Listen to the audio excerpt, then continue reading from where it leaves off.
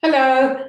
So today I'm going to continue with the short series of videos on self-worth and narcissistic abuse healing.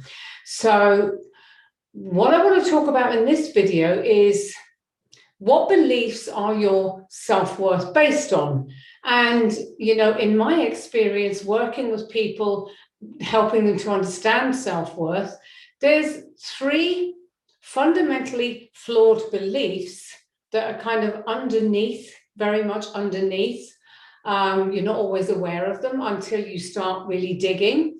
So these three fundamentally flawed beliefs are kind of what your self-worth is based on or built on, even though you might think, oh, there's lots of other things.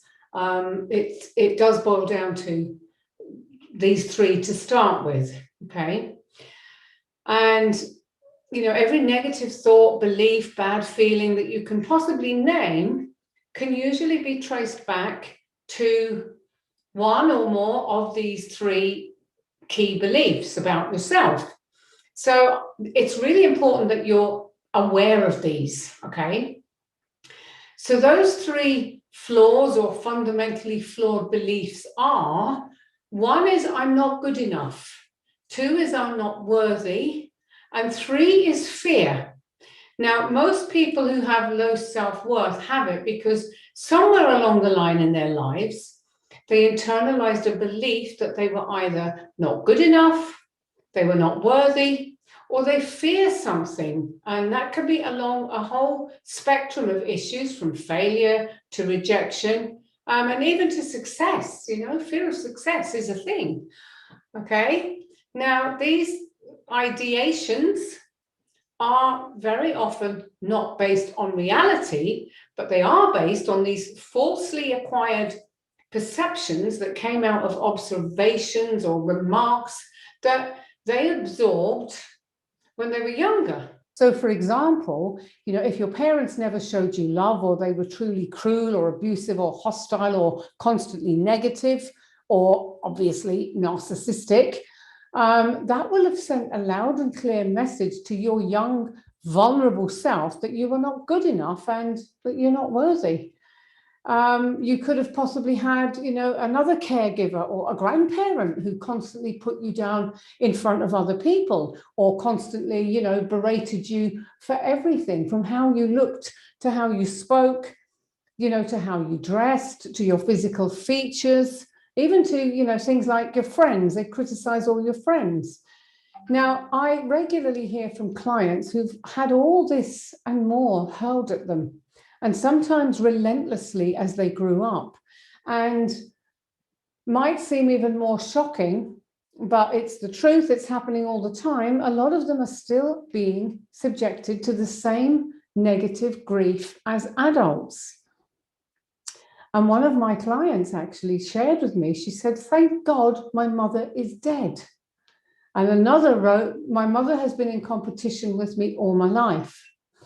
But what's really interesting here is that even for the woman who said, her mother is dead, her mother's words are still constantly in her head, haunting her every day. Even though her mother is dead and gone, her daughter is still carrying those words around with her every day. And you might well be carrying a lifetime of similar negative thoughts in your head now too. Now, I also hear similar stories from guys in my guys group, because narcissistic abuse crosses gender. I have a very busy guys group as well as, a busy women's group. So everything I'm sharing in these videos applies equally to men and to women. Now, one of the guys in my group told me, he said, "I desperately wanted to break my mother's hold on me, but I don't know where to start." So he actually became a client. And when I asked him some questions around this, I got him to realize that the only one holding him prisoner was himself. He didn't have to buy into his mother's beliefs about himself anymore. He didn't have to dance attendance on her. And he didn't need her love or approval, because she clearly demonstrated his whole life that she was incapable of giving him any kind of love or support or approval. All she did was demand, criticize, demand, criticize. And it was an absolute light bulb moment for this guy to realize that he could just let go of his need to hold on to his mother in the vain hope that he'd one day get her approval. And he was able to free himself completely from her nastiness. So he got out, he got his own place, and really he hasn't looked back, and he's experiencing a sense of freedom now that he's never had before. He's able to make his own decisions and think for himself. He doesn't have to worry about her constantly harping on at him. So it's absolutely possible. But the question for you to ponder if you're in a similar situation is, who really has the power to change the thoughts that are inside your head? You know, is it up to someone in your life, or is it up to you? So the answer is quite simple, isn't it? You have the power.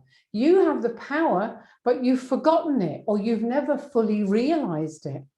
So how do you change things up so that you really make this shift for yourself? And it's actually not as difficult as you might think. So the first thing is, when you hear those negative voices in your head, excuse me, and I will come back to this theme over the course of these videos because it's all very interconnected. So when you hear those negative voices in your head, start questioning them. Ask yourself, is this true? Who says so? Can I choose to reject this? Is this someone else's story?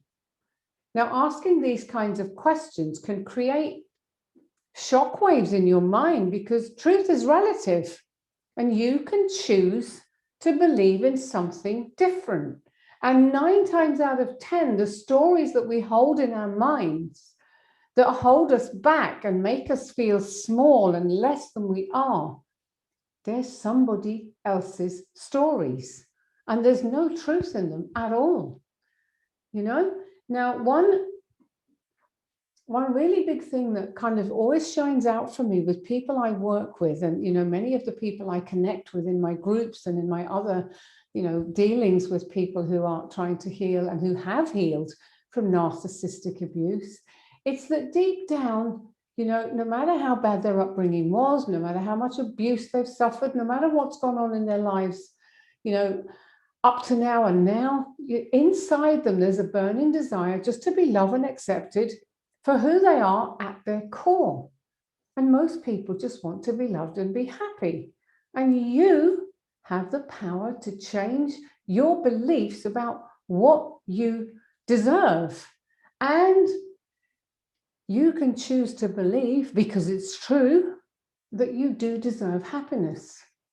And then once you've built or rebuilt, because that's very often what you have to do when you've been subjected to narcissistic abuse, once you've rebuilt this solid foundation of your own self-worth, nothing outside of you can influence you away from who you truly are ever again. And I've had many clients say this to me.